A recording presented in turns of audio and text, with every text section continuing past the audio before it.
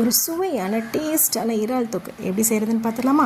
ரொம்பவும் ஈஸிங்க. அதுக்கு ஒரு கடாய் எடுத்துக்கோங்க. கடாயில் ஆயில் ஆட் பண்ணிவிட்டு எண்ணெய் நல்லா சூடானதுக்கப்புறமா இஞ்சி பூண்டு பேஸ்ட் ஒரு ஸ்பூன் போட்டு நல்லா பச்சை ஸ்மெல் போகிற வரைக்கும் வதக்கிக்கோங்க. இப்போ ஒரு பெரிய சைஸ் வெங்காயத்தை பொடிசாக கட் பண்ணி அதையும் நல்லா வதக்கிக்கோங்க. 2 பச்சை மிளகாய் ஆட் பண்ணிக்கோங்க.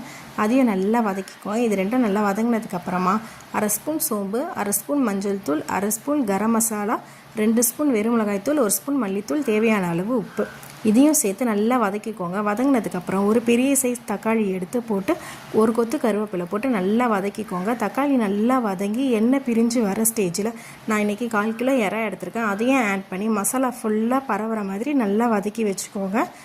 போட்டு ஒரு மூடி போட்டு மூடி வச்சுக்கோங்க. அது கொஞ்சம் நேரம் வேகட்டும். இறாலில் தண்ணி ஊற்ற வேணாம், ஏன்னா இறாலேருந்தே தண்ணி சுரக்கும்.